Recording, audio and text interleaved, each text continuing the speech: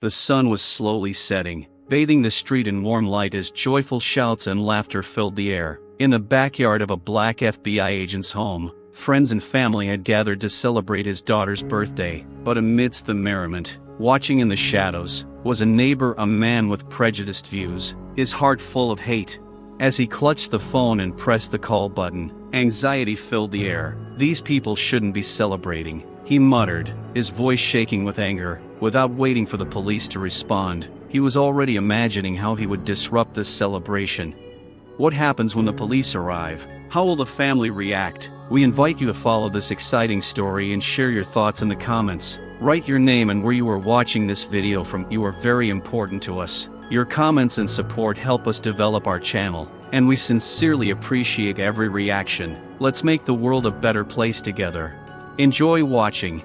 The sun was slowly sinking below the horizon, filling the entire courtyard with a warm golden light. The air was filled with the aroma of freshly baked cake, mingling with the smell of grilled sausages. Bright balloons tied to tables and bushes swayed cheerfully in the light evening breeze, creating a sense of celebration and joy. Friends and family gathered in the cozy courtyard of an FBI agent's home to celebrate the birthday of his daughter. Little Layla, the girl, with shining eyes and a smile as wide as the sky, was eagerly awaiting the moment when she could cut her cake. The table was filled with a variety of treats, colorful sweets, snacks and fruits, arranged in bright compositions. Each element was carefully thought out to create the perfect atmosphere for this important event. Children dressed in bright t-shirts and dresses ran around the lawn playing tag and hide-and-seek. Their laughter and screams sounded like music, filling the air with energy and joy. Layla, surrounded by friends, enjoyed playing with a new set of toy dolls that her parents had given her. Her joy was infectious, and soon the other children caught on to her excitement, joining in the fun. The adults, sitting at a long table, discussed the latest news and shared memories. The birthday girl's mother, with her hair pulled back into a neat bun, smiled as she watched everyone. She felt proud to see her daughter happy and thanked fate for the opportunity to create such a wonderful day. But in the midst of this happiness, in the shadows, stood a neighbor. His eyebrows were drawn into an angry arc, his lips pressed into a thin line. He watched the merriment with cold disdain. Every loud laugh, every joyful cry could only make him angry. He felt that this holiday, full of laughter and happiness, had no right to take place in his neighborhood, and it ate away at him from the inside. The neighbor picked up the phone and, pressing it to his ear, prepared to make a call. With each passing second, his decision became more and more decisive. He was sure that his actions were just and that he would protect his world from unnecessary noisy intrusion. While the joy and fun continued in the cozy courtyard, behind him the tension was growing, foreshadowing serious consequences. Layla, unaware of the impending storm, approached the festive table with a smile. Her face was lit with anticipation as her parents began to lead everyone to the moment she had been waiting for so long, cutting the cake. At that moment, no one could have imagined that the fun was about to turn into an unexpected tragedy. Every year, the family of FBI agent Michael and Tanya eagerly awaited their daughter Layla's birthday. It was not just a holiday, it was a time when they could forget about the daily routine and immerse themselves in an atmosphere of love and joy. Their home had its own traditions, and every detail of the holiday was imbued with meaning and joy.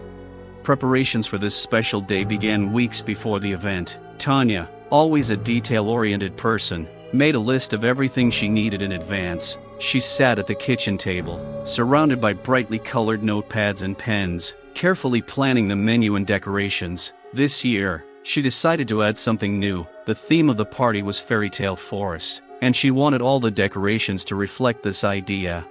Michael, knowing how important this day was for Tanya, happily joined in the preparations. On the weekend, they went shopping together, where they bought colorful decorations, paper animal figures, and, of course, lots of balloons. Layla, despite her youth, also took part, helping to choose the decor and choosing her favorite colors. "We have to make this unforgettable," she exclaimed, sorting through brightly colored ribbons and glittery stickers, her eyes shining with excitement as she imagined what their yard would look like, filled with fun and laughter. The day before the birthday, the family gathered together to bake a cake. It was one of their favorite traditions. Cooking together, they chose a chocolate cake with berries, which Layla loved, Tanny mixed the ingredients in a large bowl, while Layla cheerfully sprinkled flour on the dough, laughing and joking about how it resembled magic in the kitchen. Michael, laughing, tried to help, but only made more of a mess than necessary. "Careful, Dad. You don't want our cake to turn out as lumpy as you did," Layla teased playfully, and they all laughed, enjoying the process. When the cake was ready, the family left it to cool, and then, having decorated it with cream and berries, began to discuss how they would spend the birthday. Tanny suggested organizing small games in the open air, and Layla, in turn, asked to add music and dancing. "What if we record a video with congratulations from everyone who came?" suggested Tanny. It would be a great way to preserve the memories of the day, and everyone enthusiastically agreed. With each passing hour, the anticipation grew. In the evening, as the sun began to set, they decorated the yard together, hanging garlands and decorating the tables. Layla ran back and forth, pointing out every detail, and her joyful cries filled the house. By the time the cake was done and the yard was decorated, the family had gathered around the table. "Today, not only are we celebrating your birthday, Layla," Michael said, hugging his daughter, "but we're celebrating all the traditions that make us a family." With these words, they spent the evening full of laughter and joy, unaware that their perfect holiday was about to face an unexpected threat. In the cozy courtyard, filled with laughter and joy, the celebration continued peacefully. However, beyond the joy, in the neighboring houses, a sense of anxiety was growing. The gentle evening wind carried away the sounds of music and laughter, filling the air with a whisper of discontent. The neighbor, who seemed to be restless, stood on his porch and watched the scene. His heart was pounding in time with his growing irritation, and his face was contorted with anger. With every loud laugh or burst of joy that came from the yard, he felt his hatred for the revelers grow. Aggressive images filled his mind, and he could not resist the urge to intervene. In the next house, a little to the side, sat an elderly couple, Mr. and Mrs. Johnson. They looked at their neighbor, who was becoming more and more excited with each passing moment. Mrs. Johnson, with her kind eyes and gentle nature, said quietly, "Maybe it's just a children's party. They're not bothering anyone." "This isn't just a party," Mr. Johnson snapped, his voice full of displeasure. "Hear how loud they are. No respect for the neighbors." His words were filled with aggression, and soon his wife, succumbing to his mood, nodded, although deep down she felt that this was not quite right. Despite the warm evening, there was a chill of discontent in the air. The neighbor, unable to cope with the pent-up anger, began whispering to other neighbors. He gathered around him a small group of people who, it seemed to him, shared his views. Such conversations quickly turned into heated arguments about who had the right to hold the holidays in their neighborhood and the importance of maintaining peace and order. "These people think they can do anything without thinking about us," the neighbor whispered, leaning closer to the others. His words spread like poison gas, poisoning the atmosphere. The neighbors he spoke to began nodding and whispering, confirming his opinion. Meanwhile, in the FBI agent's family's yard, the ongoing merriment unwittingly imposed additional tension. The neighbor, watching this, could not shake the feeling that their joy was inappropriate. He began to remember how conflicts had arisen in the past due to noisy holidays, and his anger grew like a fire. With each new laugh coming from the neighboring yard, he felt his patience wearing thin. Finally, he gathered all his courage and said, "I'm going to call the police. This outrage has to stop." The moment the words left his lips seemed to hang in the air. The neighbors he had looked to for support exchanged glances, and uncertainty could be read in their eyes. Some began to whisper among themselves, debating whether it was really worth interfering with, or whether this was just a holiday that should not be treated so negatively. Nearby, under the light of a street lamp, several groups of young people stood laughing and sharing their impressions of the holiday. Their innocent conversations seemed a strange contrast to the growing tension in their neighbor. Every word and sound that came from the joyful courtyard only added fuel to the fire of his anger. At that moment, the evening light began to seem dimmer, and the joy of the holidays seemed to be something unattainable for his heart. He gathered all his feelings, filled with determination, and went out into the street, ready to do what he thought was right, while the cheerful bustle continued in the cozy courtyard. Outside it, more and more people began to sink into discontent and anger. The neighbor, Richard, was a middle-aged man with a stern expression and cold, impassive eyes. His short, unkempt hair was beginning to gray, but this gave him neither wisdom nor warmth. Instead, his appearance was one of severity and discontent, as if he had spent his entire life focused on finding reasons to be irritated. Richard had lived in his house for many years, and during that time his character had become known to everyone in the area. He rarely interacted with his neighbors, preferring solitude and silence. However, when it came to discussing the order of the area, his voice was loud and harsh. He was someone who was always ready to express his opinion, even if it was full of prejudice and hatred. His hateful views were formed over time, reinforced by constant stereotypes and prejudices. Richard considered himself a guardian of traditional values, and any deviation from his ideas about the norm provoked an aggressive reaction from him. He often uttered phrases full of arrogance and hostility on topics that concerned cultural diversity and differences between people. Despite the fact that their neighborhood was populated by neighbors of different nationalities, Richard always perceived them as a threat. He looked with displeasure at families who celebrated their own holidays, considering their idleness inappropriate. Richard often said, "Why can't they stay at home?" and shrugged indignantly when he saw their laughter and joy echoing beyond their yard. He saw each new group of neighbors as a new test of his beliefs. He often gathered around himself a small group of like-minded people who shared his preconceived notions. These conversations would turn into heated arguments where they would discuss how unacceptable others were behaving. Mentioning other cultures' holidays would provoke such angry reactions from Richard that many neighbors chose to avoid him, knowing that his hateful remarks would only spoil the atmosphere. In his mind, order and calm were the most important things, and when he heard the noise coming from the FBI agent's family's yard, his inner world shook with indignation. He could not understand how such people as these could celebrate so openly, without regard for others. Richard stood on his porch, hugging himself as if trying to find comfort in it. His hatred only grew with every joyful shout from the neighbor's yard. He felt the anger building up inside him, and at some point he decided it was time to act. No one should feel safe when people like that do what they want, he told himself, already imagining calling the police. In his mind, the intensity of the hatred only grew stronger, forming a cloud of negative energy around him, in which he found himself. His prejudices were his defense against anything that seemed foreign to him, and as always, he was ready to fight for his beliefs, no matter the consequences. The warm evening continued to unfold in the FBI agent's cozy backyard, filled with laughter, joy, and bright lights. But Richard, standing on his porch, felt his anger growing with each passing moment. His eyes, clenched with distaste, pierced the space, taking in every detail of the merriment, as if he were looking for a reason to condemn it. The neighbor moved slowly along the fence, clinging to it, as if this patch of land was the only place where he could observe what was happening. His face was distorted with disdain, and his fists were clenched with tension. With each new portion of laughter and joy coming from the neighbor's yard, he felt his irritation increase. He could not understand how such people could be so carefree, not noticing how they were violating the order. Layla, dressed in a bright dress, was playing with her friends. She laughed and clapped her hands when they took part in a competition for the best dance break. For them, it was just a holiday, full of joy, but for Richard, it became another reason for his inner rebellion. He could not even imagine that these children were simply enjoying life. In his eyes, they were nothing more than a source of noise that disturbed his peace.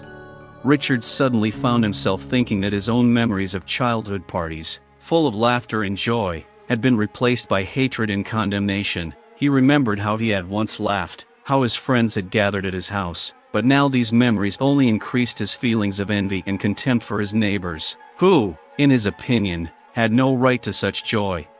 "What are they doing?" he whispered through clenched teeth as he watched the family blow out the candles on the cake. It was the climax of the party, and he felt his heart fill with anger. Richard was sure he couldn't take it anymore.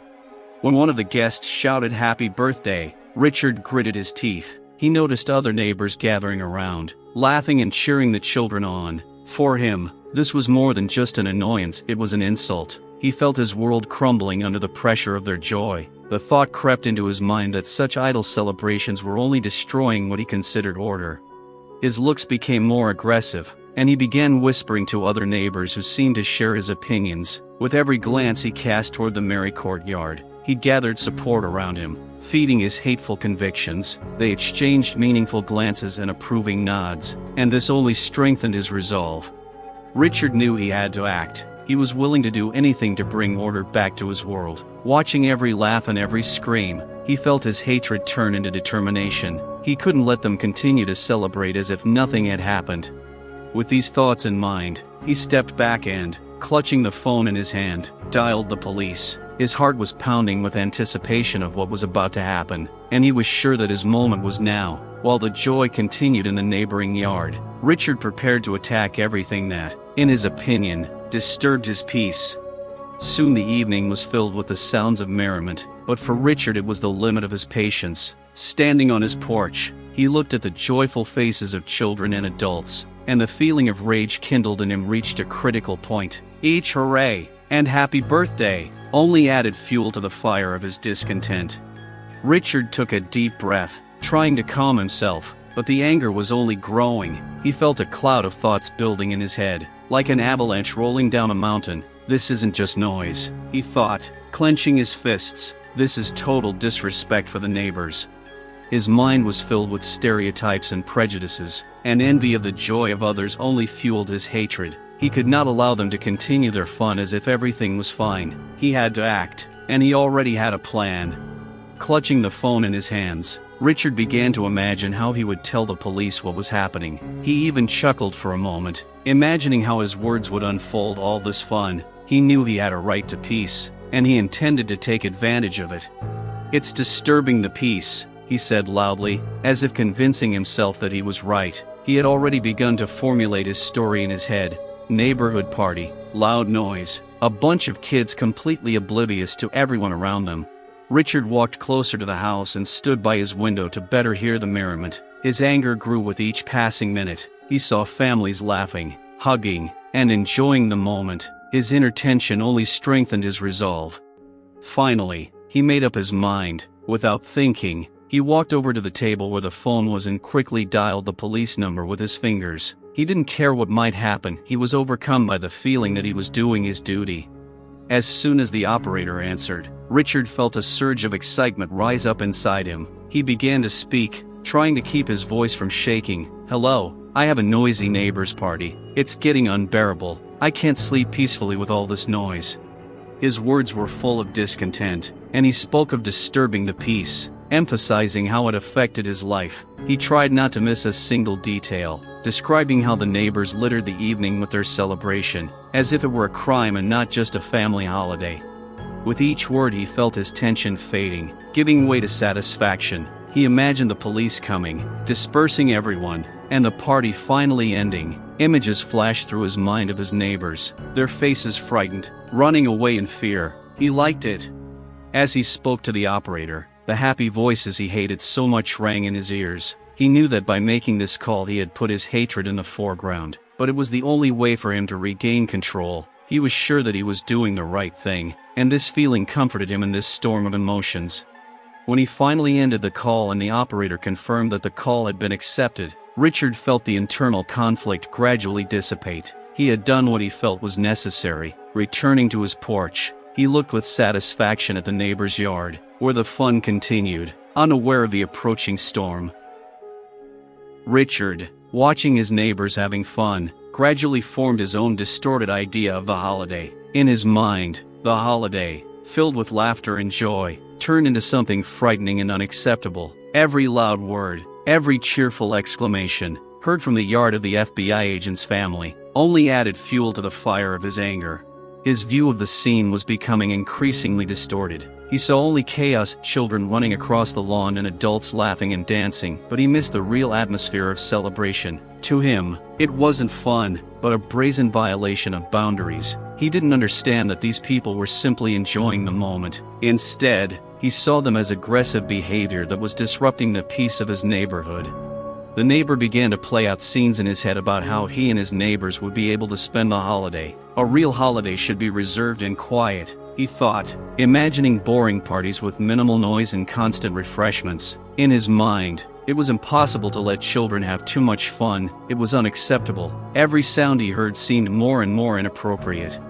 Richard had grown accustomed to his role as the guardian of the peace. and he took every moment of his neighbor's joy as a personal insult. He began to form the conviction that such behavior by children and adults was unacceptable and had to be stopped. Every laugh they made sounded like a challenge to him, a challenge to his order and peace. What do they think of themselves? He asked himself over and over again. Images grew and strengthened in his mind's eye, in which his neighbors were noisy hooligans who simply did not know how to behave. He even imagined them ridiculing those who did not join in their wild fun, as if they were alien to the norms he considered correct. His mind kept painting the image of the noisy intrusion, the idea that the neighbor's party was threatening the quiet he valued so much. Every hooray in his head sounded like a blow to his peace, and it made him fear losing control. He imagined his world slipping away, and this only fueled his hatred. If this doesn't stop, they'll keep doing it, he thought, clenching his fists. This thought became a maneuver that strengthened his intention to file a complaint with the police. He felt that his actions were justified. He was not only a victim, but also a protector who would not allow order to be disturbed in his neighborhood. Thus, his distorted idea of a holiday grew into a determination to act. He was no longer just watching, he began to see himself as a hero, rushing to save others from the unacceptable behavior of his neighbors. And in this decision, despite the growing hatred, he felt strong and confident. Gathered on the porch, Richard sank deeper into his hatred. His heart pounded with anger, and he couldn't stop the words that were on the tip of his tongue. He continued to watch his neighbor's celebration, and with each new laugh his mood worsened. The neighbor's yard, filled with joy, became for him a symbol of everything he hated. Richard, unable to contain himself any longer, walked out of his house, anger boiling inside him. He walked towards the fence separating his property from the cheerful yard. His eyes were blazing with hatred, and his thoughts were in a tangled mess. He saw families gathering, children playing, and it made him furious. As he approached the fence, his voice became sharp and shrill. "What are you doing?" he shouted over the fence, addressing a group of people who were happily dancing to the music. Their joy seemed to shock him. "You have no right to celebrate so loudly." Richard, without waiting for an answer, continued, "Just like your neighbors, I don't want to listen to this chaos. People like you shouldn't even be in this neighborhood, let alone throwing parties." The words came out of his mouth, filled with racial slurs. He didn't feel like he was doing anything wrong. In his mind, he was only defending his home and his values, but at the same time, he didn't realize how much pain and humiliation he was causing with his words. His voice was full of contempt and he continued, unwilling to stop, "You think you can just celebrate like it's no one's business? You have no respect for others." In response to his words, many in the room stopped and looked at him in confusion. Some, hurt and confused, began to whisper among themselves, not understanding how it was possible to display hatred so openly. They could not believe that such a level of prejudice still existed in their community. Richard, feeling that his words were beginning to hit home, continued, "I'm not against the holidays, but please know your place. There are rules in this neighborhood, and your actions are breaking them." His face was flushed with anger, and his eyes were blazing with hatred. Some neighbors, incredulous, began to back away quietly, while others tried to calm the situation. "Richard, it's just a party," one said. "Nobody's hurting anyone," but his words fell on deaf ears, consumed by his anger and hatred. Every word Richard said was an insult, cutting him off from the humanity of those in the next yard. He didn't see them as people, only as stereotypes he had created in his own mind. He wasn't interested in their joy, only in what he thought they were allowing themselves to do. His hatred grew stronger with each passing minute. He felt that all these celebrations had to be stopped, and his threat, based on racial slurs, had to become a manifesto of his confidence. There was no room in his mind for compassion or understanding, only prejudice and a desire to stop everything that he felt was inappropriate. That evening, the atmosphere in the FBI agent's family's yard resembled a powder keg ready to explode. Layla, happily laughing and playing with her friends, was unaware of the storm that was brewing, but for her father, an FBI special agent, the situation took a serious turn. He felt the tension mount when his neighbor Richard began to speak loudly and aggressively about the holiday, which had nothing reprehensible about it.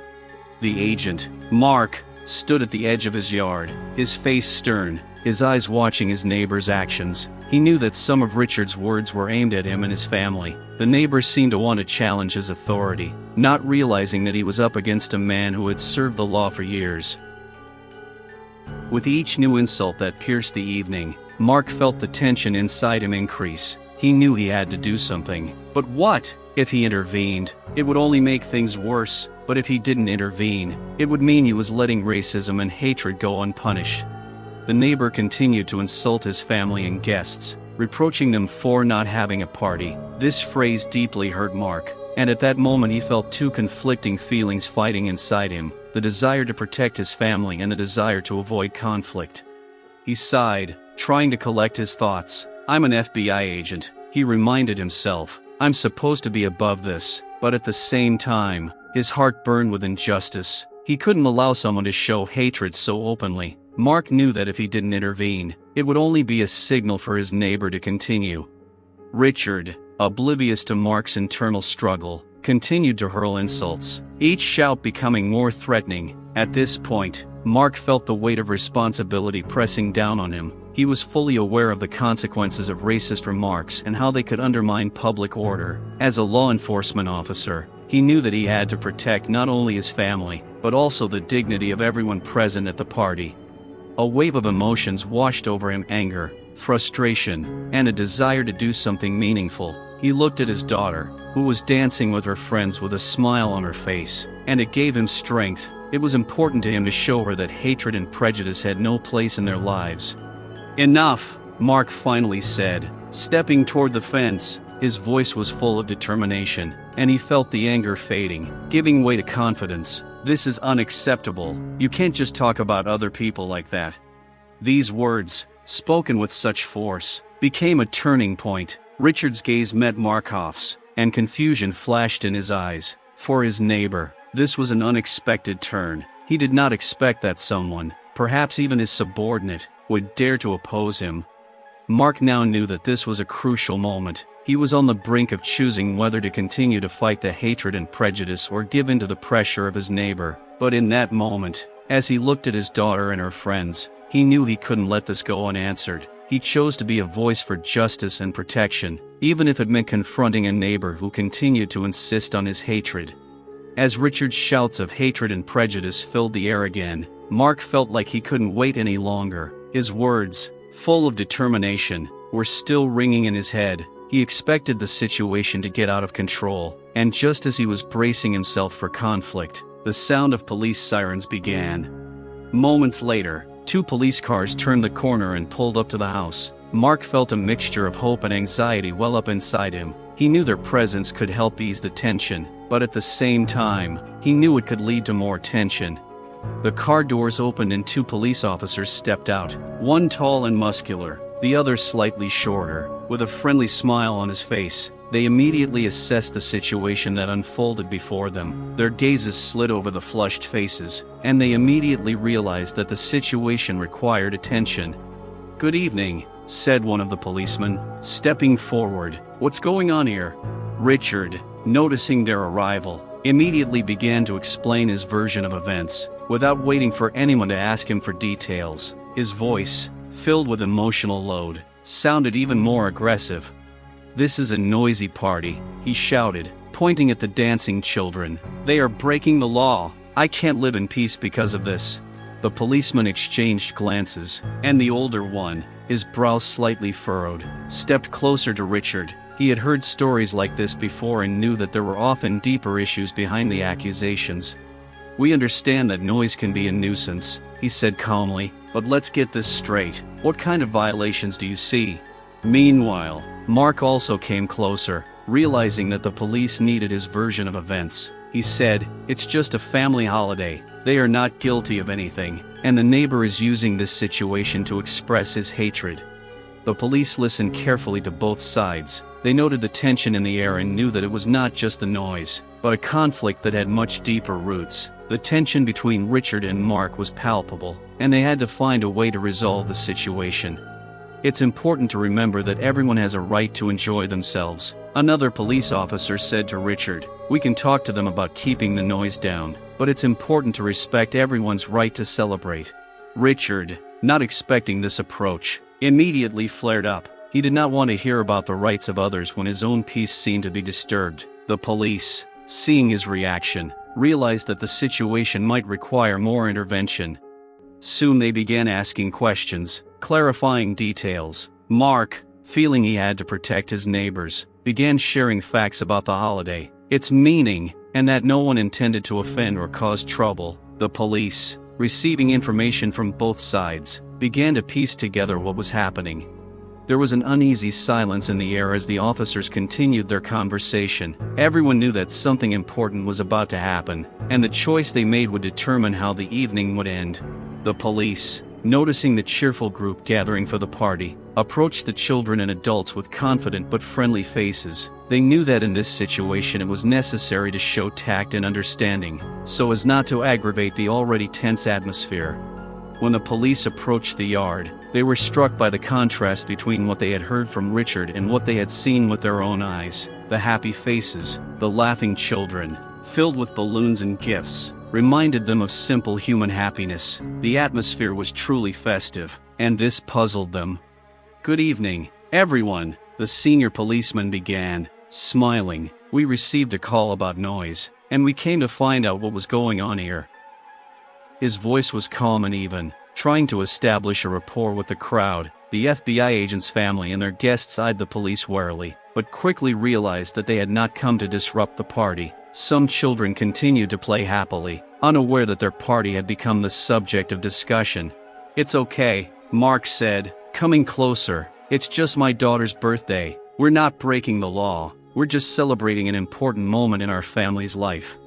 The police looked at each other, feeling the tension begin to ease. They noticed that the adults were smiling and making conversation, but still asking questions to better understand the situation. "We understand," the second policeman, younger and with a friendly smile, replied, "but some neighbors may feel uncomfortable because of the noise level. Could you please explain how long you plan to celebrate?" Mark, realizing that this could help resolve the situation, answered confidently, "We were planning to finish around 9 o'clock. I can talk to my friends and make sure the music isn't too loud." The celebrants looked at each other, and several nodded in agreement. One of the guests, a young man with a bright smile, added, "We don't want to disturb anyone. It's just an evening to celebrate an important moment for our family. We'll do our best not to disturb anyone." The police, listening, began to realize that the situation was not as simple as it might first appear. Seeing openness and goodwill, they began asking additional questions to understand how the conflict could be smoothed over. "And how do you feel about neighbors who might be unhappy?" asked the senior police officer, trying to find out how the participants of the celebration perceived the situation. Mark answered again, "We always try to maintain good relations with our neighbors. We understand that noise can be a problem, but it is not a reason to hate. We just want to celebrate this day." The police nodded, noting that those gathered were demonstrating a desire to resolve the situation peacefully. There was no aggression on their part, and this was an encouraging sign. Then the second policeman, sensing that the conversation was going in the right direction, asked, "Can we see you celebrating, just to make sure everything is going smoothly?" The celebrants happily agreed, and the police officers, momentarily forgetting their guard, found themselves drawn into the festive atmosphere. They looked around the beautifully decorated courtyard, where tables with refreshments were set up, heard the laughter of children, and saw how everyone was enjoying the moment. This interaction, despite the initial tension, became a turning point. The police, now more aware of what they were dealing with, began to realize that their role was not to suppress the fun, but to ensure safety and peace for all involved. Richard felt his anger growing as he watched the police interact with the partygoers. He didn't like the way the situation was starting to spiral out of his control. Instead of seeing his neighbors as troublemakers, the police were starting to see them as people simply enjoying life. That was unacceptable to him. When one of the police officers began asking questions of the partygoers, Richard felt the need to intervene. He clenched his fists and stepped forward, determined that his voice should be heard. The neighbor could not afford to look weak in front of the law. He was determined to impose his point of view, despite the apparent well-being of the party. "Listen," he began, his voice full of aggression. "This is just a masquerade. Don't you see what's really going on? They're breaking the law and your own rules. This noise is not only unpleasant, it's a threat to the entire neighborhood." The police officers, arms crossed, took note of his emotional speech. One of them, a senior officer, looked at Richard with bewilderment. He tried to understand why his neighbor continued to insist on his accusations when everything indicated that nothing reprehensible was happening. "We hear you," he said calmly, trying not to escalate the situation, "but we have information that it's just a birthday. Why are you so sure of your accusations?" "I'm sure, because I have ears," Richard replied angrily. "I'm not going to sit idly by while people like that disturb the peace of our neighborhood with impunity." His words were harsh and offensive, and the officers felt the tension rising again. They exchanged glances, realizing that Richard was not going to back down. They had witnessed how hatred and prejudice could drive a man to make false accusations. "Are you sure this isn't just a personal grievance?" the second officer asked, trying to distinguish between a real problem and preconceived notions. "We don't see any wrongdoing here." "A personal grievance?" Richard exclaimed, his voice growing even louder. "This is not just a grievance. This is a threat to our community. You can't let them walk around here like they own the place. I'm not the only one who thinks this. Many of the neighbors agree with me." Richard's words filled the air, and the celebrants began to murmur. Some looked confused. How could someone express hatred so openly, ignoring all the joy around them? It was shocking and disgusting. The police, noticing the tension, decided they had to make a decision. They approached Richard, trying to defuse the situation. "Neighbor, we are here to maintain order and protect everyone," said the senior policeman. "Let's try to resolve this peacefully. You speak of a disturbance, but we need a factual basis for any action."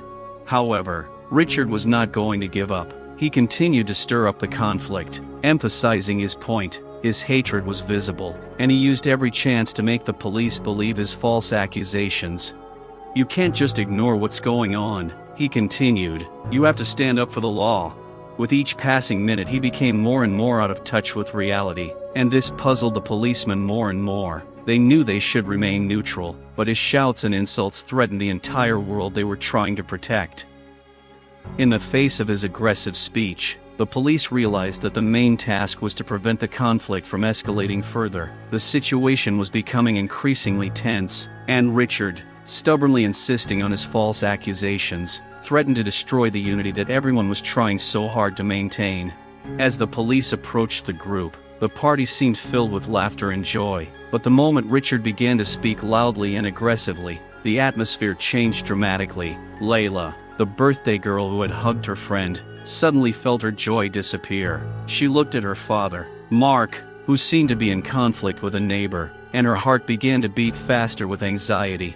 The children, who had been laughing and playing, froze in anticipation, not understanding what was happening. The sad looks of the parents, who had been laughing and dancing, were now full of confusion. For many of them, this was not just a holiday, but an important event, and now it was turning into something completely different. Mark, standing in front of the police and Richard, felt a wave of humiliation wash over him. How had this happened? He, a man who served the community, had found himself in a situation where his family was being attacked because of a neighbor's hatred. He looked at his daughter, seeing her trying not to cry, and the feeling tore him apart inside.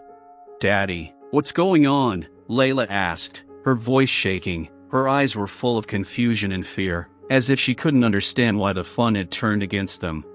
Mark looked down, feeling his heart clench. He didn't want her birthday to be remembered this way. He didn't want his daughter to see how the hatred of neighbors could ruin joy and happiness. He wanted to explain to her that they could still celebrate, but the words caught in his throat. Meanwhile, several other parents began exchanging glances, their faces showing shock. They could not believe that their evening of laughter and friendship was suddenly threatened by the neighbor's false accusations. It left them feeling deeply humiliated and angry. "We're just celebrating a birthday," one mother said, her voice shaking with emotion. She tried to protect her children, who looked on in bewilderment. "Why does this cause such negative reactions? Can't we just be kind to each other?" The police, noticing the tension, began to realize that this was more than just a noise dispute. The looks on the faces of the revelers were full of confusion and shock, and some even began to purse their lips to keep from crying. This was not just a police situation. It was a clash between hate and kindness, and no one wanted to lose. Mark, collecting his thoughts, said, "We just want to celebrate this important moment. We didn't mean to hurt anyone, and we hope this can be resolved peacefully." Richard, not wanting to listen, continued to insist on his words, but in the eyes of the celebrants there was an ever-increasing sense of injustice. They could not understand how a person could so easily forget about human kindness, about the value of unity and love, turning the holiday into an arena of hatred. The tension grew with each passing second. Layla, looking at her father with anxiety, felt that this day would not be remembered for joy, but for a feeling of shame and humiliation. She could not understand how the world that seemed so safe and warm suddenly turned against them. Some parents began to rally around Mark and Layla, offering support and defending their family. They felt they had to show that friendship and unity were more important than hatred. But even in this unification, there was a sense of shock at how quickly the celebration had turned into a fight. Mark looked at his friends and neighbors standing around him and knew they had to be strong. This moment was not only a test for his family, but a test for the entire community. They couldn't let hatred take over, even when it was so hard. As the police tried to calm the conflict, a feeling of deep disappointment and humiliation filled the hearts of the celebrants. Time stood still and a heavy silence hung in the air, filled with a sense of injustice. The police, noticing the growing tension among the guests, decided they needed to get a better picture of what was going on. They began asking questions, approaching the partygoers and trying to establish contact to find out what was really going on. "Good evening," said the senior policeman, addressing the group of people standing near Mark. "Can you tell me who you are and what is the purpose of this party?" One of the parents, John, came closer, trying to dispel the confusion. "We're all neighbors and friends of Mark and his family," he said with confidence. "We're here to celebrate his daughter's birthday. There's nothing criminal about it, just a family celebration." The police nodded, taking in names and faces. It was important for them to understand the general atmosphere in the yard. They listened carefully as other parents began to explain. "We just wanted Layla to have a special day," one of the mothers added, her voice full of pride and excitement. "We brought treats, games, and we just wanted her to feel special." The children standing nearby began raising their hands, eager to share their favorite games and treats. "We have strawberry cake," one girl exclaimed, "and we played hide and seek. It was the best day." The police, noticing the genuine emotions on the faces of children and adults, began to realize that they were dealing with a strong community. Each guest, sharing their memories, confirmed that this event was not just a celebration, but an expression of love and support among neighbors. "We always support each other," John said, looking at the police officers, "and we never thought that this would become a subject of conflict. We understand that the noise may bother some people, but it is not a reason for hatred." Another guest, Maria, joined the conversation. "We don't want anyone to feel offended. We were trying to control the noise level and just wanted to spend time with family and friends. Is that really so wrong?" The police listened intently, taking notes and exchanging glances. They understood that here was a real community that supported each other, and that it had all been held hostage by one man's bias. "I understand that you are all here to celebrate," said the senior policeman, "and we do not want to disturb your celebration. It is important to us that everyone feels safe and is in a calm environment." The guests began exchanging glances, and hope appeared in their eyes. They realized that the police had not come with the intention of breaking up their fun, but on the contrary, to protect it. This added confidence to their words and actions. "We just want everyone to be safe and able to celebrate the day in peace," the second officer added, to a sigh of relief from the crowd. "If you can keep the noise levels down a little bit, that would help." Mark nodded, looking at his friends. "Of course we can do that," he said. "We don't want to bother anyone. Let's just enjoy the time together and make sure this day remains in Layla's memory as a holiday."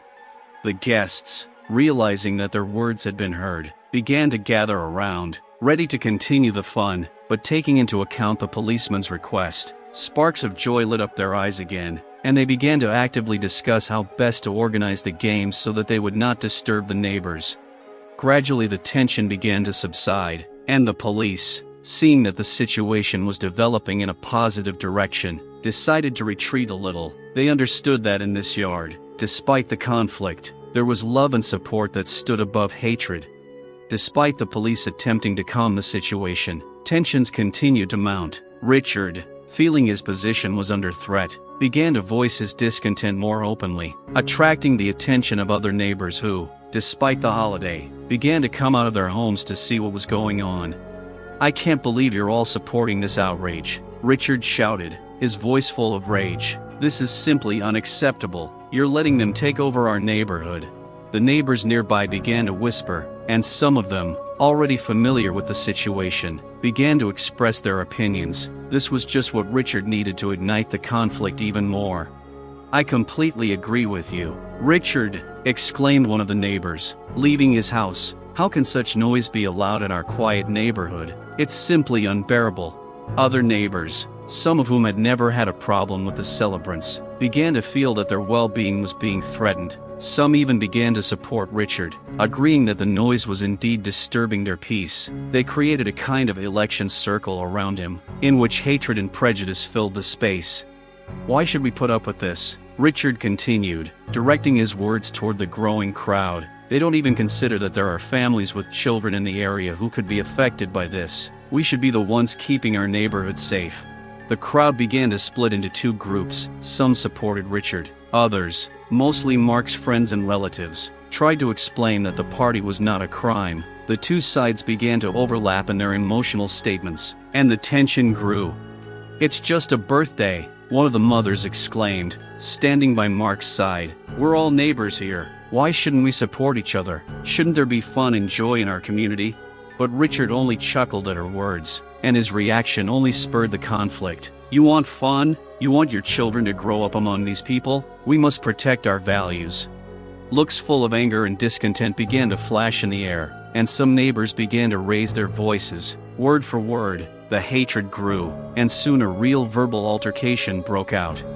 The police, watching the conflict escalate, realized that the situation was getting out of control. They tried to intervene, but the neighbors' words, filled with emotion and prejudice, made them realize that this was not just a conflict about noise, it was a clash of two worldviews. "Let's not turn this into a real fight," one of the policemen shouted, but his voice was almost lost in the general confusion. Finally, one of the parents on Mark's side stepped forward decisively. "You have no right to decide for us who should celebrate and who shouldn't. We're all here to support each other, and that shouldn't be a point of conflict."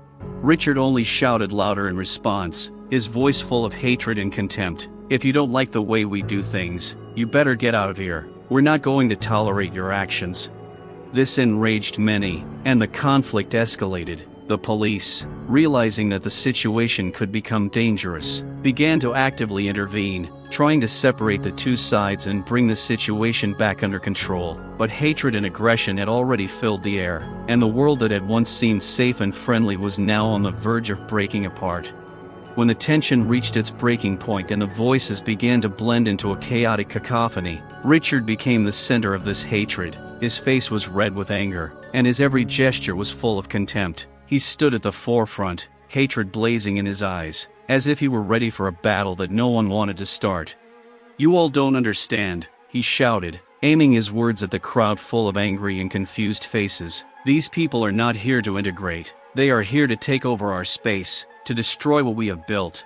Richard's cries resonated in the air like a bell that sounds when a storm is coming. His words pierced the hearts and minds of those gathered, causing anger and hurt. People began to look at each other, confusion reflected in their eyes, but at the same time, some in the crowd began to buy into his narrative.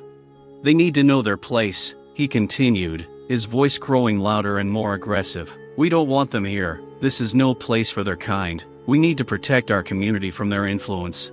Some of the neighbors, succumbing to his rhetoric, began to support him. Loud cries of "Yes, that's right, and we can't let this happen," were heard in response. It was like the cry of a fighting regiment that found its leader in the face of hatred. Meanwhile, the faces of the other celebrants showed shock and bewilderment. They could not believe that Richard, the man with whom they shared the street, could utter such words. They felt humiliated and insulted, as if their joy had been torn apart, leaving only a bitter aftertaste. "We're just celebrating here," one of the mothers said, her voice shaking with emotion. "Our family has always supported all of our neighbors, and we thought you would feel the same way." But Richard, as if ignoring her words, continued to stir up hatred. "None of this matters. We must stand guard over our values. They can't just destroy our society with their customs and noise. Every word he said escalated the conflict, creating barriers between people who had once considered themselves neighbors and friends. The sense of community that had once bound them began to dissolve like smoke in the air, leaving only the weight of disappointment and fear. The police, realizing that the situation was getting out of control, tried to intervene again. They tried to speak calmly, but their words were lost in the shouting and anger. "We are here to maintain order and safety," one of them said, but his attempt was ignored. Richard and his supporters continued to increase the tension, seemingly oblivious to the police and those supporting the family of the celebrants. "If we don't speak out about this, who will protect our neighborhood?" Richard shouted again, his hateful words shooting like poisonous arrows into people's hearts. "We can't let their hatred and noise rule our lives." Mark, standing next to his daughter, felt anger wash over him. He couldn't stay silent any longer, couldn't allow his neighbor's hatred to destroy his family. "We're here to celebrate life," he said, trying to remain calm. "We didn't come to cause trouble, we just want everyone to live in peace and harmony." But Richard only laughed, his laugh full of contempt. "You don't understand, you have no place in our world, and if you don't leave, we'll make you do it." At that moment, the tension reached its limit, like a taut string ready to snap. People's faces were distorted with emotion, and the conflict, which had already reached its limit, was about to spill over into open aggression. Amid the shouting and emotional outbursts, the police finally began to realize that the information they had received from Richard was badly distorted. They stood between two groups, one with hatred and prejudice, the other with confusion and resentment. The officers' faces gradually began to show confusion as they watched the conflict unfold before their eyes. "Tell me, please," one of the police officers turned to Richard, trying to take control of the situation. "Are you saying that something illegal is happening here? A disturbance of the peace?" Richard, not letting up, continued in the same spirit. "Yes, it is the noise that is disturbing us. They have no right to celebrate so loudly. It is simply unacceptable." The policemen exchanged glances. With every word he said, they realized that it wasn't just the noise level, but something much deeper. As Richard hysterically detailed his accusations, other neighbors began to come to the partygoers' defense, and their testimonies became increasingly compelling. "We've been here the whole time," one parent said. "It's not just noise, it's the laughter and joy of children. They're not breaking any laws." The officers listened intently, their ears picking up on the contrast between Richard's loud words and the warm responses of the crowd. They began to realize that this wasn't just a noise dispute, it was a clash of prejudice and the fear of ignorance. "Wait," one of the policemen said, turning to Richard, "are you saying that these people are a threat to the safety of the area? On what basis do you draw that conclusion?" Richard hesitated for a moment, his hateful words, which had sounded so confident before, now began to sound unconvincing. It's not just the noise, it's their presence. They're not here to be part of our community, but they're here with their friends and family," another policeman interjected, looking Richard straight in the eye. "It's just a birthday party. We haven't had any complaints up until now, and it looks like it's just a normal family celebration." At this point, disgruntled neighbors began shouting at each other, and the police tried to bring the situation back under control. Realizing that the neighbors' accusations were based on hatred and prejudice, they realized that they had to act. "We cannot respond to allegations without basis," one of the police officers said, turning to the crowd. "We are here to ensure order and safety, but unless the situation is truly threatening safety, then we have no reason to intervene." By this point, Richard looked confused. His aggressive rhetoric was beginning to disintegrate. The police, feeling support from other neighbors, continued to insist that there was no reason to intervene. "If anyone is breaking the law here, let us know, but until you present the facts, just let these people celebrate this important moment in their lives," one of the officers said, his voice confident and calm. The tone of the conversation began to change, and some of the neighbors who had previously supported Richard began to realize that his hateful words were based on fear and ignorance. A glimmer of doubt appeared in their eyes. Meanwhile, Mark, feeling that the situation was beginning to change in their favor, decided to address the police with gratitude. "We just want to celebrate this day peacefully," he said. "We understand that noise can be disturbing, but it is not a reason for hatred." The officers nodded, seeing that Mark was telling the truth. They knew there was far more love and support in this yard than hate. Now that Richard's false accusations were clear, the officers began to prioritize. They had to protect the family's right to celebrate their birthday without letting the hate take over. As the police began to understand the true nature of the conflict, the tension in the air gradually began to ease, but that didn't mean the emotions died down. The guests standing next to Mark and his family began to realize the need for active intervention. A desire grew within them to protect their friends from false accusations and hatred. One of the mothers, named Catherine, was the first to step forward. She had known Mark and his family for many years and could no longer stand by. Her voice, though trembling with emotion, was determined. "Listen," she said, addressing Richard and his supporters. "We are all neighbors here. We have a right to peace and quiet, but we also have a right to joy. This holiday is not a threat, but an opportunity for us to come together and celebrate life." Catherine looked around at her friends and noticed how others had started to support her. Another guest, James, stood next to her. "I can't understand how you can hate people just because they look different or celebrate differently. We were all kids, and I guess each of us once just wanted to celebrate our birthday." James's words drew nods of approval and murmurs of agreement from the others. People began to emerge from their ranks, standing in defense of Mark's family. They were united, as if an invisible force was binding them together, in opposition to Richard's hatred. "We can't let prejudice divide us," exclaimed one of the neighbors, Lisa, her voice full of emotion. "This is our community, and we must support each other, regardless of skin color or cultural traditions." The crowd began to raise their voices, forming a real front against hate. Each new participant shared their experiences, recalling moments when their own families had faced prejudice. Each time someone spoke, Richard's loud shouts became less audible. "We all live next to each other," James continued, his confidence growing. "We have the opportunity to do something good and kind in our community. Instead of hating, let's support each other, develop friendship and understanding." Gradually, even some of those who had previously supported Richard began to question their position. They heard real stories of love, of friendship, and of how differences could enrich everyone's lives. The cries of hatred lost their power, and words of support and unity began to rise. When the police saw this group of friends and neighbors gathered, they felt that the situation was finally starting to improve. Their job was not only to control the conflict, but also to help people find common ground. "We're here to maintain peace and unity," one of the officers said, addressing the group. "That's what we all want. Let's focus together on what unites us, not what divides us." The guests began to mingle in a friendly circle, more and more people joining them, creating a protective ring around Mark and his family. Richard, seeing his allies losing confidence, tried to raise his voice again, but now it sounded more lonely and unsuccessful. "This is not something we should allow to happen in our neighborhood," he shouted, but his words no longer had the power they once had. People who had once looked at him with approval began to turn away, realizing that they wanted to be part of something bigger, a community of love and support. Catherine, James, and other neighbors continued to reinforce their words, emphasizing the importance of unity and support. Soon, conversations began to arise among them about future events together, about how they could work together to strengthen the community, turning this conflict into an opportunity for growth.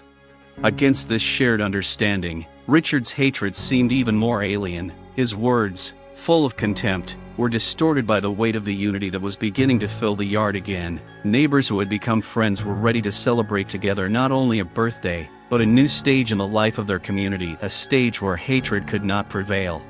The situation in the cozy courtyard was heating up to the limit. Heightened emotions and tension caused by verbal skirmishes began to make some people feel that conflict could no longer be avoided. Under the pressure of his hateful beliefs, Richard continued to provoke others, his voice sounding louder and more aggressive. "You all just don't understand what's going on," he shouted, looking at the crowd, who had now formed a tight circle around Mark and his family. "This isn't just a celebration, it's an attack on our society. You have to realize that this is unacceptable." His words were immediately met with a response from one of the neighbors, Marianne, who had already experienced prejudice in the past. Her voice was full of anger and determination. "We will not let you intimidate us. We are here to support each other, not listen to your hate." At this point, conversations and arguments began to break out. People began to exchange opinions, and increasingly radical views emerged among them. One of the neighbors, who supported Richard, said, "You're right, we can't let them fill our neighborhood. Something must be done about this." The crowd began to split into two groups. One group, more aggressive, was giving in to Richard's provocations, while the other, full of support and unity, tried to remain calm. This created a tense atmosphere, with every voice growing louder and emotions running high. "What? You think we have no right to defend our home?" one of Richard's defenders challenged, his voice shaking with rage. "These people shouldn't be here." The supporters of the celebrants began to respond to the threats. They put forward their arguments, telling how important it is to create a community in which everyone feels accepted. However, words of understanding and support could not stop the intensity of emotions, and the conflict became increasingly personal. "Do you think your hatred is more important than our children?" one of the mothers shouted, her eyes blazing with fury. "We're all here to celebrate, and if you don't like it, that's your problem." The arguments continued to escalate, and soon the situation reached its peak. One of the aggressive neighbors, who had taken Richard's side, stepped forward, his face contorted with anger. "If you don't like it, you have two options: either leave, or we will make you do it." These words became the spark for ignition. In response to the threat, one of the guests of the party, Mark's defender, stood up for his friend. "We will not leave. We will not hide because of your prejudices." The police, realizing that the situation was getting out of control, began to actively intervene. They tried to calm both sides, but the screams grew louder and the neighbors' faces twisted with hatred. The confrontation became more and more aggressive. "We're here to maintain order," one of the policemen shouted, trying to get the attention of both sides. "But we can't let you threaten each other. That's not the way." Unfortunately, his words had little effect. Tensions grew, and soon the neighbors began threatening each other, which only intensified the conflict. Soon someone shouted, "We are not afraid of you. We will not let you intimidate us." Mark, seeing all this unfold, felt the need to intervene. He stepped forward and raised his hands to calm the crowd. "Let's not let it come to this. We are all here for joy and unity, and hate should not tear us apart." Despite his efforts, the hatred continued to simmer, and soon it seemed as if a raging wave of conflict would drown them all. Words fell short, and the fear that had caused this confrontation only grew stronger. Finally, the police, realizing that the situation required drastic measures, decided to divide the crowd to prevent the conflict from escalating. They began to indicate where both sides could go, trying to create a physical barrier between them to prevent an open clash. But when the police began to act, the neighbors' anger reached its peak, and there was a threat in the air that the confrontation could escalate into something much more serious. At this point, everyone felt that the conflict was no longer just a noise dispute, but a real rift that could destroy their community. As the police began to separate the crowd, the atmosphere in the courtyard became unbearable. The hateful words that flew from the mouths of Richard and his supporters filled the air with a toxic charge. The looks became more intense, and the upcoming confrontation no longer seemed abstract. It was about to erupt into open conflict. "Get out of here," Richard shouted, his face red with anger. He pointed at Mark's family and their friends as if pointing at enemies. "We don't want you here. You're ruining our neighborhood." Mark, standing next to his daughter and the other celebrants, felt the anger building in his chest. His voice was full of determination. "We didn't come here to hurt you. We're just celebrating our daughter's birthday." Richard wasn't going to stop, though. His face twisted in rage and he took a step closer to the group of revelers. "Your joy is a threat. You have no right to be here, and if you don't get out, I'll make sure you regret it." At this point, one of Mark's friends, James, couldn't contain himself. He stepped forward, his eyes blazing with rage. "Are you threatening us?" he shouted. "We're here with good intentions, and you're just slandering our name." Richard mirrored his anger, and soon the two sides were trading insults, each one becoming increasingly personal. "You guys aren't wanted in this neighborhood." Richard spat, his voice like a blow. "You think you can just show up and change everything?" The crowd around them held its breath. Some of the neighbors who had previously supported Richard now began to realize that they were part of something much darker. The confrontation that had erupted before their eyes was reminiscent of many things: of fear, prejudice, and, ultimately, human hatred. "We are people, just like you," James shouted, not backing down. We will not remain silent in the face of your hatred. We have a right to be here, just like you."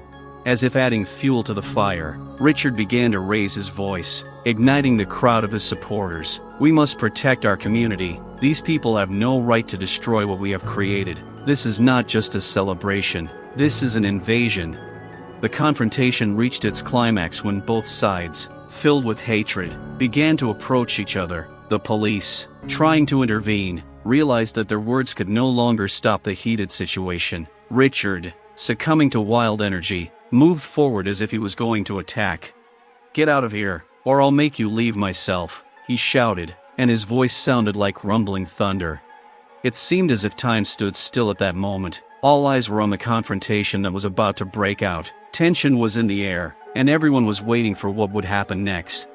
Mark felt his heart pounding. He knew he had to do something before this escalated into open violence. He took a step forward, his voice calmer but firm. "Richard, this won't solve anything. We're all neighbors, and we can find common ground if you want us to." But Richard only smirked, his hatred filling the space. "What common language? You think I can be part of this lie?" His words sounded like they were a weapon aimed straight at his heart. "You won't change me." At that moment, another neighbor, Catherine, stood next to Mark and James. She hugged them, her voice full of support. "We are here to build community, not destroy it. We must show that hate has no power over us." Her words resonated among the crowd, but Richard's hatred was still like a poisonous whisper, piercing the hearts. The confrontation reached a critical point when someone from the crowd, unable to bear it any longer, stepped forward, ready to fight. The situation escalated, and the police, realizing that the conflict could escalate into violence, began to act more decisively. They stood between the conflicting parties, trying to establish a barrier to prevent a physical confrontation. "We don't want violence here," one of the policemen said, addressing everyone. "Please calm down. We need to resolve this peacefully." But the anger and hatred were already so deeply rooted that it seemed no words could stop them. The confrontation had reached its limit, and now every second could be decisive. As the conflict reached its peak, a turning point began to occur in the crowd. People who had previously been silent and watching with apprehension began to realize that now was the time to speak out. Richard's hatred, his shouts and threats had awakened in them a desire to act, and they realized that silence was no longer an option. The first to speak up was an elderly neighbor named Evelyn. She stood a little to the side, her face filled with fear and anxiety, but as she watched the aggression grow, she felt she had to speak up. "This hate has no place in our neighborhood," she cried, her voice weak but determined. "We can't let it win." Her words seemed to send a signal to others. Neighbors who had previously remained in the shadows began to step forward, uniting under a common denominator, the pursuit of justice. A middle-aged man who lived next door stood next to Evelyn. "I grew up in this community, and I am proud of its diversity. We should be united, not divided by bias." The man's words made an impression, and the other neighbors began to support him. "We all need to be together," the young man said, his voice confident. "Hate and division are not what we want to leave our children. Let's teach them love and understanding." The crowd, feeling united, began to whisper, and soon the loud voices rose higher and higher. People began to hug and support each other, their hearts filled with determination to fight racism and prejudice. Neighbors began to share their stories, some told of how they had faced discrimination, and some recalled their own mistakes in understanding others. "I was wrong to think that bias wasn't my problem," one of the men admitted, his eyes full of tears. "I didn't notice how it affected our friends and neighbors. I can't stand by any longer." These sincere confessions became part of the general discourse, awakening people to action. The group of Mark's supporters, hearing such words, felt that their struggle was not in vain. The energy of unity grew, and this gave strength to everyone. "We must say no to hate and yes to love," Catherine cried, her words once again drawing nods of approval and cries of support. "Let's do this together." Supportive neighbors began to form a ring around the celebrants, creating a protective barrier against hatred. Police, observing the changes, noticed how neighbors were now on the front line, ready to fight for their rights and the rights of others. "This is our neighborhood," one of the neighbors proclaimed, his voice loud and confident, "and we will not allow someone, based on their prejudices, to destroy it." Gradually the atmosphere changed. The group of neighbors came together and began to create a peaceful space where they could share their hopes and dreams for the future. Everyone realized that hatred could not separate them as long as they were united. The situation that had seemed hopeless began to take on a different meaning. Richard's hatred now looked like a pathetic manifestation of fear that could be fought. The willingness of people to stand up against racism and support each other became a powerful movement that could no longer be stopped. "We're going to create a holiday that will truly unite everyone," Mark said, his eyes shining with hope. "Let's do it together." These words inspired everyone, and soon neighbors began discussing how they could organize joint events that would strengthen the bonds of the community. Their plans for a united and supportive neighborhood began to take shape. A spark of hope ignited in everyone's heart, an awakening of a community that knew that together they could overcome any hatred.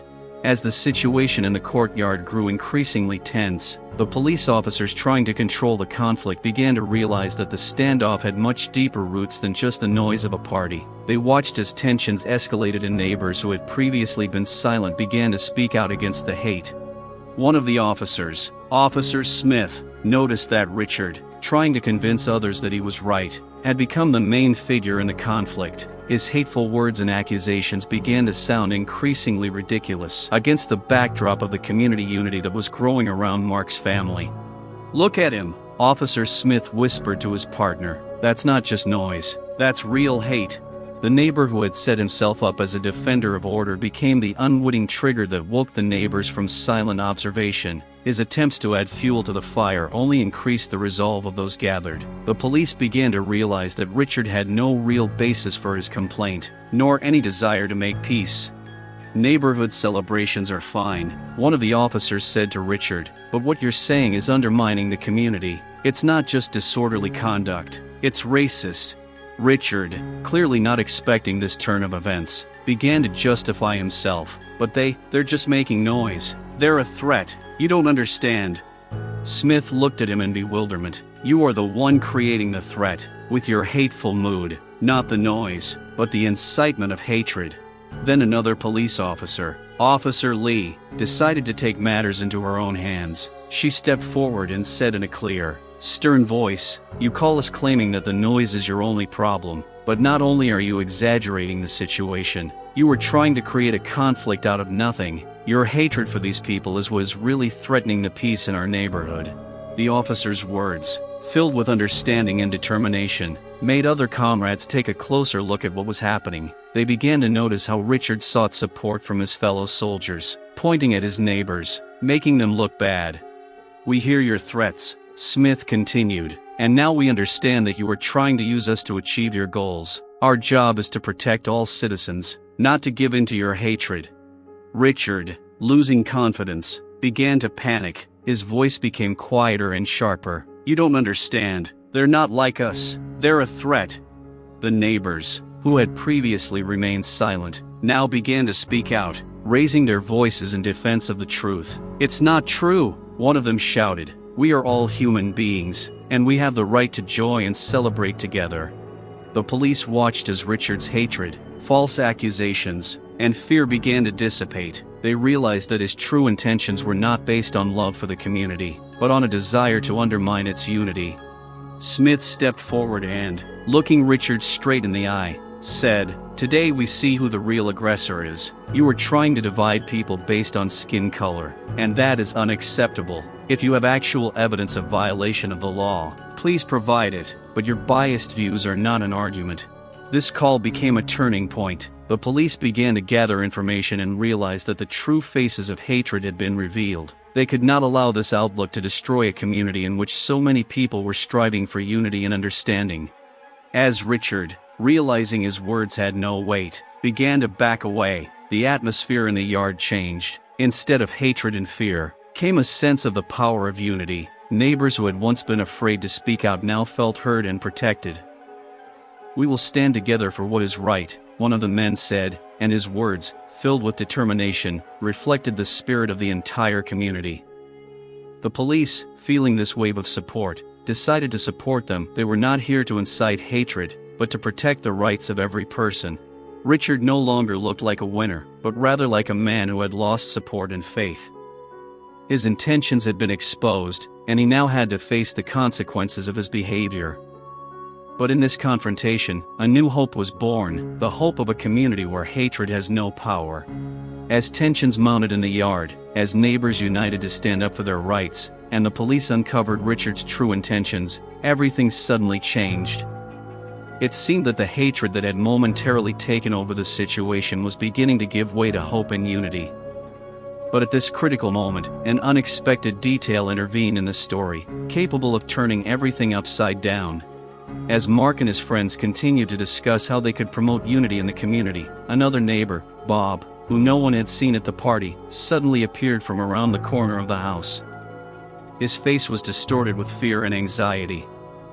He was known in the neighborhood as a person who preferred to remain in the background and rarely took part in local affairs. However, this time he clearly felt the need to intervene. "Richard!" Bob shouted, interrupting the heated discussion. "You don't know what you're doing. You have no idea what consequences your words can have." The neighbors froze, noticing Bob. Richard turned to him, irritated. "Are you with them, Bob?" His voice was menacing. "Are you really going to protect them?" Bob took a step forward, seeming to muster his strength. "I've lived here all my life, and I've seen the hate eat away at this neighborhood. You may think your words don't matter, but they do. Hate breeds hate, and we've been silent for too long." Bob seemed about to say everything that was on his mind when suddenly he noticed something behind Richard. His eyes reflected fear and he pointed his finger and shouted, "Look!" At that moment, the crowd turned and everyone saw a boy, no older than 10, running around the corner of the house, holding a brochure in his hands. His face was frightened, and his eyes were full of tears. He ran towards the celebrants, as if looking for salvation. "Daddy," he cried to Richard, his voice almost pleading. "Please don't be angry. I just wanted to wish the girl a happy birthday." The situation changed at once. The crowd froze, and even Richard, who had been full of hatred, softened for a moment. His gaze, which had been full of anger at first, now became less aggressive. Bob, seeing this reaction, continued, "This boy understands friendship and joy. He should not suffer because of your prejudices." In front of everyone, the boy, ignoring his father, approached the girl who was celebrating her birthday. "Hello," he said, wiping away tears. "I heard you were celebrating. Can I congratulate you?" This simple gesture, full of purity and innocence, touched the hearts of all present. The girl's face lit up with a smile, and she replied, "Yes. Let's celebrate together." Soon other children from the surrounding area came over and joined in the fun, filling the atmosphere with joy once again. At this point, the hatred that had filled the space before seemed insignificant. Everyone, including Richard, witnessed how children, unencumbered by prejudice, played together as if nothing had happened. Richard, confused, began to realize that his own son was among the celebrants. His hatred, which had seemed so important and justified, now seemed insignificant in the light of the sincerity and simplicity of the children's smiles. The neighbors began to applaud, and soon the police officers who had been watching this unexpected denouement joined in. Bob, realizing that he had spoken important words, began to appeal to the others. "We must teach our children that unity is strength. They must see us embrace our differences and celebrate life together." The true power of community was revealed at that moment. Neighbors began to approach each other, exchanging hugs, smiles, and kind words. They began to realize that hatred could not win if they remained united. Richard, realizing the absurdity of his behavior, stepped back, shocked that his hatred had not only torn apart the relationship, but had undermined his own values as a parent. He began to realize that this wasn't just his struggle, but everyone's, and now might be the time to change his attitude. The unexpected ending marked the beginning of a new path for the community. The celebration continued, and amidst laughter and joy, everyone realized that they could create history together, leaving hatred behind. The sun had already begun to set, painting the sky in golden and purple tones, when the atmosphere in the courtyard was filled with joy and hope. After a tense conflict that seemed insoluble, the residents finally felt that their unity in the fight against hatred had borne fruit. Children laughed as they played hide-and-seek, and adults, inspired by the events that had just taken place, began to communicate with each other with new understanding and respect. Mark, noticing how the atmosphere was filled with light, gathered his loved ones and neighbors around him. "Dear friends," he began, his voice confident and warm, "today we not only celebrated our daughter's birthday, but also learned an important lesson. A lesson in unity." Everyone looked at him, understanding that his words were filled with meaning. "We faced hatred and prejudice, but it was our united front that helped us overcome this darkness. We proved that, united, we can face any challenge." Evelyn, an elderly neighbor who was the first to come to the defense, added, "This is not just our holiday. It is a reminder that we are a community. And in times of crisis, we must stand shoulder to shoulder, supporting each other. We cannot allow hatred to destroy our unity," Mark continued. "It is important to remember that our differences make us stronger. We must raise our children in the spirit of love, understanding, and solidarity."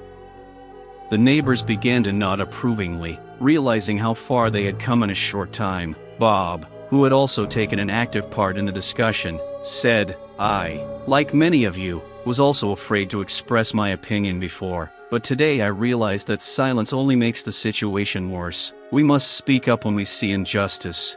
By this point, Richard, still at the edge of the yard, couldn't help but listen. He felt isolated and afraid, but at the same time he began to recognize the importance of the words spoken by others. Mark noticed him and continued, "Richard, you are part of our community, too. We can all make mistakes, and no one is perfect, but we can learn and grow." Richard, shaken, finally gathered his courage and said, "I realize that my words and actions have hurt many of you. I have allowed fear and hatred to take hold of me. I want to change that." The crowd froze, and some neighbors exchanged surprised glances. It was an unexpected admission, and it opened up new possibilities for dialogue. "Let's do this together," Bob said, stepping forward. "We can create a program where we teach children respect and understanding. Adults can participate, too." Support and solidarity during these difficult times became the cornerstones of their further actions. Neighbors began to discuss how to organize events that would help strengthen the ties of the community. Ideas for cultural festivals, joint trips, and educational programs began to fill the atmosphere with new meaning. "We all have the right to be heard," Evelyn added. "Let's make sure all voices matter. We can be an example for future generations." At that moment, a real revolution occurred. Neighbors began to realize that their unity and support could not only change their own lives, but the life of the entire neighborhood. The hatred that once could have divided them now became a catalyst for their growth and unity. As the celebration continued, everyone present felt like they were part of something bigger. Together, they had created a community that could stand up to prejudice and hatred. The lesson of unity was not just words, but the foundation for their future.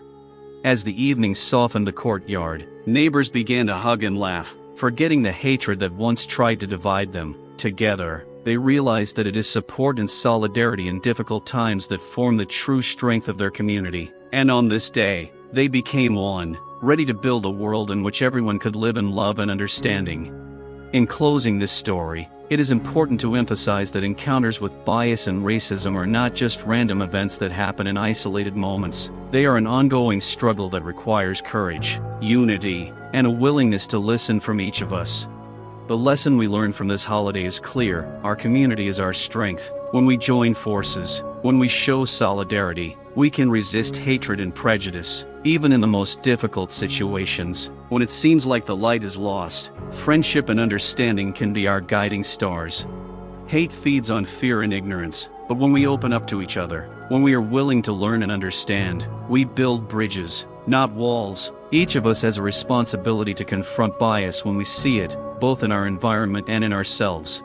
The story of Mark's family and their fellow service members showed that even in times of conflict and tension, a path to understanding and unity can be found. They learned that conversations matter, that we must speak up when we see injustice, and that each of us can play a role in creating a safe and inclusive space for everyone. The moral of this story is that fighting racism and bias is not just an obligation, it is an opportunity to change the world for the better. Each of us can be an agent of change, willing to put our beliefs to work for justice and equality. When we are together, When we support each other, we become stronger, and this strength is capable of overcoming any obstacles. Let us remember this, not only in times of crisis, but also in everyday life, striving for understanding, respect and love for each person, regardless of their origin. Let the history of this holiday be a reminder that unity and humanity must always come first, and that each of us has the ability to contribute to creating a better world for future generations. Thank you for being with us on this emotional journey. We would love to hear your thoughts on this story. Have you experienced racism in your life, and how did you deal with it? Your opinions are very important to us, and we value each and every one of you. Don't forget to subscribe to our channel and like the video if you enjoyed it. It really helps us grow and share important stories. Have a great day!